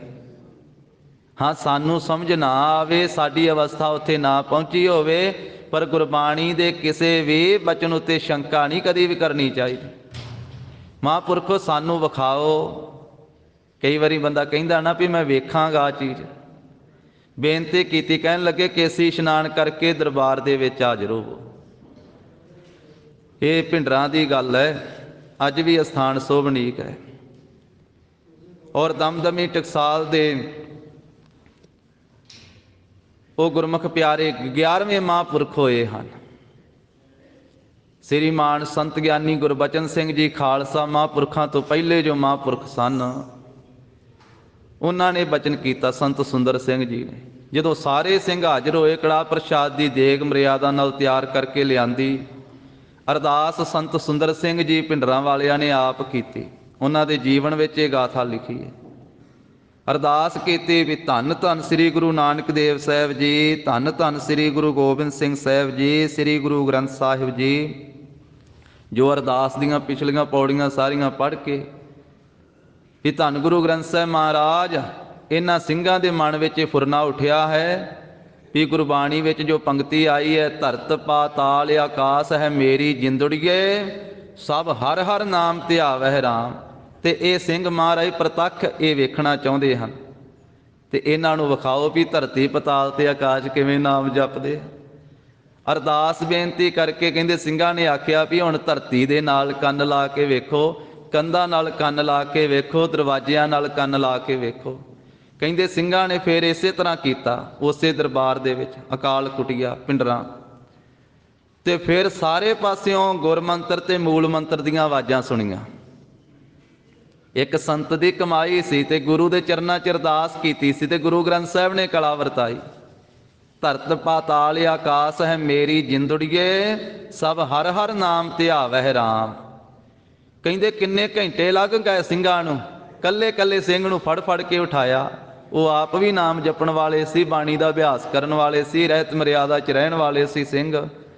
ਤੇ ਕਹਿਣ ਲੱਗੇ ਹੁਣ ਤਾਂ ਤੁਸੀਂ ਗੁਰੂ ਕੀ ਕਿਰਪਾ ਦੇ ਨਾਲ ਇਹ ਨਾਮ ਸੁਣਿਆ ਹੈ, ਧਰਤੀ ਵਿੱਚੋਂ, ਕੰਧਾਂ ਵਿੱਚੋਂ, ਸਾਰੇ ਪਾਸਿਓਂ। ਹੁਣ ਗੁਰਬਾਣੀ ਦਾ ਇੰਨਾ ਜਾਪ ਕਰੋ, ਨਾਮ ਦਾ ਇੰਨਾ ਅਭਿਆਸ ਕਰੋ ਕਿ ਤੁਹਾਨੂੰ ਆਪਣੇ ਆਪ ਸਾਰੇ ਪਾਸਿਓਂ ਨਾਮ ਸੁਣਾਈ ਦੇਵੇ। ਨਾਮ ਸਾਰੇ ਪਾਸੇ ਵਿਆਪਕ ਹੈ। ਇਸ ਪੰਕਤੀ 'ਚ ਮਹਾਰਾਜ ਕਹਿਣ ਲੱਗੇ ਕਿ ਭਾਈ ਜਿਸ ਵੇਲੇ ਇਹ ਕਿਰਪਾ ਹੋਈ, ਪ੍ਰਭੂ ਦੇ ਪਿਆਰਿਆਂ ਦਾ ਦਰਸ਼ਨ ਕੀਤਾ, ਨਾਮ ਪ੍ਰਭੂ ਕਾ ਘਟ ਘਟ ਉਠਾ, ਤੇ ਘਟ ਘਟ ਵਿੱਚ ਵਸਿਆ ਨਾਮ ਵੇਖਿਆ। ਸਭ ਕਾਲ ਕਲੇਸ਼, ਤੇ ਉਹ ਨਾਮ ਦੀ ਬਰਕਤ ਨੇ ਸਾਰੇ ਕਲਾ ਕਲੇਸ਼, ਕਲਯੁਗ ਦੇ ਕਲੇਸ਼, ਜੋ ਮਾਨਸਿਕ ਰੋਗ ਹੈ, ਸਾਰੇ ਮੇਟ ਦਿੱਤੇ। ਜਿਸ ਤੇ ਉਪਜੇ ਤਿਸ ਮਹਿ ਪਰਵੇਸ਼, ਜਿਨ੍ਹਾਂ ਜੀਵਾਂ ਨੇ ਨਾਮ ਜਪਿਆ, ਜਿਸ ਵਾਹਿਗੁਰੂ ਤੋਂ ਪੈਦਾ ਹੋਏ ਸੀ, ਉਸੇ ਵਿੱਚ ਹੀ ਪ੍ਰਵੇਸ਼ ਕਰ ਗਏ, ਉਸ ਪ੍ਰਭੂ ਦੇ ਵਿੱਚ ਹੀ ਲੀਨ ਹੋ ਗਏ। ਪ੍ਰਗਟੇ ਅਨੂਪ ਗੋਵਿੰਦ, ਅੰਦਰੋਂ ਹੀ ਪ੍ਰਗਟ ਹੋ ਪਏ ਬੇਅੰਤ ਉਪਮਾ ਵਾਲੇ ਗੋਬਿੰਦ ਪਰਮੇਸ਼ਰ ਜੀ। ਕਿਉਂਕਿ ਪ੍ਰਭੂ ਨੇ ਜਦੋਂ ਪ੍ਰਗਟ ਹੋਣਾ ਹੈ, ਬਾਹਰੋਂ ਨਹੀਂ ਹੋਣਾ ਹੈ, ਅੰਦਰੋਂ ਹੀ ਪ੍ਰਗਟ ਹੋਣਾ ਹੈ। ਫਰੀਦਾ ਜੰਗਲ ਜੰਗਲ ਕਿਆ ਭਵਹਿ ਵਣ ਕੰਡਾ ਮੋੜੇ, ਵਸੀ ਰੱਬ ਹਿਆਲੀਐ ਜੰਗਲ ਕਿਆ ਢੂੰਡੇ। ਕਾਹੇ ਰੇ ਬਣ ਖੋਜਣ ਜਾਈ, ਸਰਬ ਨਿਵਾਸੀ ਸਦਾ ਲੇਪਾ, ਤੋਹੀ ਸੰਗ ਸਮਾਈ। ਉਹ ਅੰਦਰੋਂ ਹੀ ਪ੍ਰਗਟ ਹੋ ਗਏ। ਰੱਬ ਪੂਰੇ ਨਾਨਕ ਬਖਸ਼ਿੰਦ, ਮਹਾਰਾਜ ਕਹਿੰਦੇ ਉਹ ਪ੍ਰਭੂ ਪੂਰੇ ਪ੍ਰਾਪਤ ਹੋ ਗਏ, ਜਿਹੜੇ ਬਖਸ਼ਿੰਦ ਹਨ, ਬਖਸ਼ਿਸ਼ਾਂ ਕਰਨ ਵਾਲੇ ਹਨ, ਗੁਨਾਹਾਂ ਨੂੰ ਬਖਸ਼ ਦੇਣ ਵਾਲੇ ਹਨ। ਉਹ ਵਾਹਿਗੁਰੂ ਜੀ ਨਾਮ ਜਪਣ ਦੇ ਨਾਲ ਅੰਦਰੋਂ ਹੀ ਪ੍ਰਗਟ ਹੋ ਗਏ। ਪ੍ਰਭੂ ਦਾ ਮਿਲਾਪ ਹਾਸਲ ਹੋ ਗਿਆ। ਤੋ ਇਸ ਕਰਕੇ ਭਾਈ ਪੂਰੇ ਗੁਰ ਕਾ ਸੁਣੀ ਉਪਦੇਸ਼, ਪਾਰ ਬ੍ਰਹਮ ਨਿਕਟ ਕਰ ਪੇਖ, ਸਾਸ ਸਾਸ ਸਿਮਰਹੁ ਗੋਬਿੰਦ, ਮਨ ਅੰਤਰ ਕੀ ਉਤਰੈ ਚਿੰਦ। ਹੋਈਆਂ ਭੁੱਲਾਂ ਚੁੱਕਾਂ ਦੀ ਸਤਿਗੁਰੂ ਜੀ ਗੁਰ ਸੰਗਤ ਜੀ ਖਿਮਾ ਦੇਣੀ। ਸੋ ਗੁਰਮੁਖਾਂ ਦਾ ਬਚਨ ਸੀ, ਅਖੀਰਲੀਆਂ ਪੰਕਤੀਆਂ ਦਾ ਜਾਪ ਕਰਕੇ ਫਤਿਹ ਬੁਲਾਵਾਂਗੇ ਤੇ 1 ਮਿੰਟ ਵਾਸਤੇ ਵਾਹਿਗੁਰੂ ਗੁਰਮੰਤਰ ਦਾ ਜਾਪ ਸਾਰੇ ਰਲ ਮਿਲ ਕੇ ਕਰਾਂਗੇ ਜੀ। ਮਿਟਾਨੇ ਸਭ ਕਲ ਕਲੇਸ਼, ਜਿਸ ਤੇ ਉਪਜੇ ਤਿਸ ਮਹਿ ਪਰਵੇਸ਼, ਪ੍ਰਗਟੇ ਆਨੂਪ ਗੋਵਿੰਦ, ਪ੍ਰਭ ਪੂਰੇ ਨਾਨਕ ਬਖਸ਼ਿੰਦ।